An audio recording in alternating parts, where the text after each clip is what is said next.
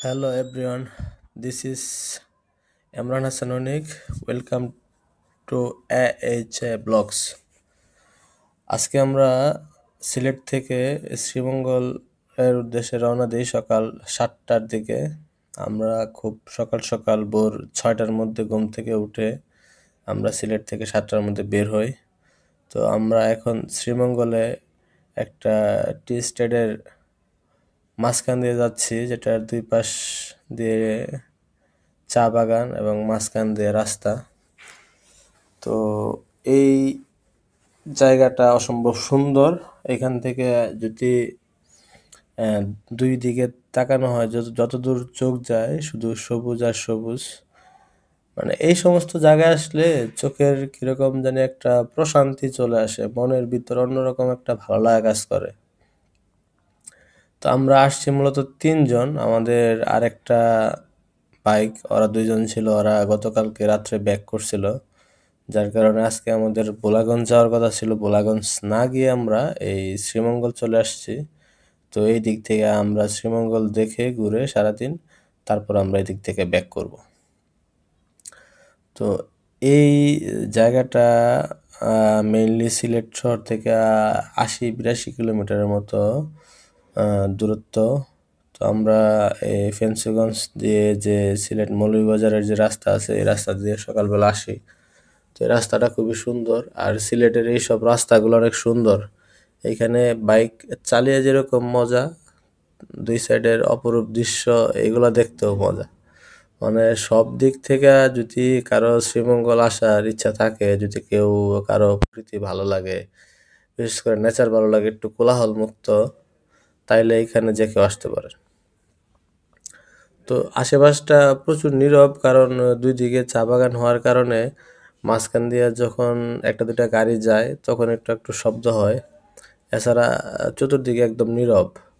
আর সকালবেলা দেখা গেছে চা শ্রমিকরা এই চা বাগানে কাজ করে, ওরা ওই চার পাতাগুলা সংগ্রহ করে। তো এত বিশাল জায়গা, এখানে 5-10 লোক হয়তো বা কাজ করে এক একটা জায়গায়, ওরকম মানে একদম নিস্তব্ধ। আমার মনে হয় এখানে যদি কেউ রিল্যাক্স করতে আসে, যাতে যদি মানসিকভাবে ডিস্টার্ব থাকে বা অন্য কোনো কিছু সমস্যা থাকে, এই সমস্ত জায়গায় এসে 5 দিন 7 দিন থাকলে মনটাই ওরকম দেখা যাবে যে পরিবর্তন হয়ে গেছে। ভালো লাগার মতো এই জায়গা। রাস্তাগুলো খুব সুন্দর। এখানে রাস্তা ড্রাইভ করার সময় অবশ্যই খেয়াল রাখতে হবে, কারণ রাস্তাগুলোতে বাঁক আছে। বাঁকগুলা খেয়াল করে চালাইতে হবে, কারণ বাইক চালানোর সময় দেখা গেছে দুই পাশে মানে তাকিয়ে থাকার মতো রাস্তা, মানে দৃশ্যগুলা। তো রাস্তার থেকে বাইরের দিকে নজর থাকে বেশি, যার কারণে কেয়ারফুলি বাইক রাইড করতে হবে। আর আমরা যারা মূলত শহরের দিকে থাকি, এই যান্ত্রিকতা থেকে বের হয়ে যখন আমরা নেচারের কাছাকাছি আসি, প্রকৃতির কাছাকাছি আসি, তখন কিন্তু হারা যেতে মন চায় প্রকৃতির মাঝে। আপনারা কতদূর বুঝতে পারতেছেন ক্যামেরায় আমি ঠিক জানি না। তো এখান থেকে যত দূর চোখ যায় তত দূর এইরকমই, শুধু সবুজে ঘেরা চা বাগান। জায়গাটা অনেক সুন্দর। যদি ড্রোন শট নেওয়া যেত তাহলে হয়তো বা বুঝতে পারতেন যে জায়গাটা কত সুন্দর। তো এইখানে সিলেটের এই দিকটা একটা জিনিসে সুবিধা আছে, এখানে ট্রাভেলিং এর খরচ অনেক কম। অন্যান্য জায়গার মতো মানে খুব বেশি খরচ না। আপনারা চাইলে অল্প কিছু টাকা হইলেই দেখা গেছে হয়তো বা সিলেট ঘুরতে পারবেন। আমি একটা ভিডিও করব যেটার মধ্যে আমি যে সমস্ত জায়গায় ঘুরেছি তার মধ্যে সিলেটের সেই শ্রীমঙ্গল এলাকা, শ্রীমঙ্গলে আরো কিছু সাইট আমরা আছে ঘুরবো, ওই সমস্ত জায়গাগুলা থাকবে। তারপরে জাফলং, তারপরে শাহজাল শাহপরানের মাজার, এই টোটাল এরিয়াটুকু ঘুরতে কি পরিমাণ খরচ হতে পারে এই সম্পর্কে একটা আইডিয়া দিয়ে আরেকটা ভিডিও মেক করব।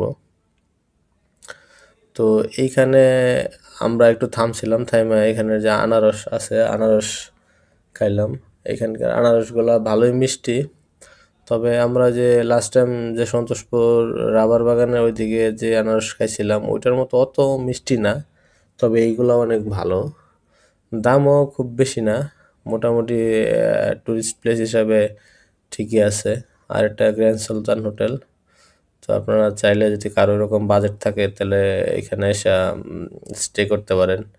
খুব লাক্সারিয়াস একটা হোটেল বাইরে থেকে দেখে মনে হচ্ছে, যদিও আমরা ভিতরে যাই নাই। তো দেখেন এই জায়গাটা কত সুন্দর, মানে এইখানকার যে ওয়েদার, এই সকাল আমরা যখন বেরোইছি সিলেট থেকে 7টার দিকে, সিলেট কোনো কুয়াশা নাই, কিন্তু যখন আমরা এই শ্রীমঙ্গলের যত কাছাকাছি আসা শুরু করছি তত কুয়াশা। এখন মাত্র নভেম্বরের 8-9 তারিখ, এখনই এই অবস্থা এইদিকে এইদিকে। মানে প্রথমে বুঝতে পারি নাই, একজন বাইকার আমাদের সাথে আসতেছিল, তো দেখলাম উনি জ্যাকেট পরে আছে। আমরা প্রথম বুঝতে পারি না যে কি কারণে উনি জ্যাকেট পরে আছে, কিন্তু যত দূর আগাইছি সামনের দিকে দেখি যে না, এদিকে প্রচুর ঠান্ডা আর কুয়াশা। ভালোই এই জায়গাটা প্রচন্ড রকম একটা বাঘ, এটা এখানে দেখে কতটুকু বোঝা যাচ্ছে আমি জানি না, তবে প্রচন্ড একটা বাঘ, মানে একটা জিরোর মতো আর কি, যে একদম 360 ডিগ্রি একটা বাঘ যেরকম, ওইরকম একটা বাঘ।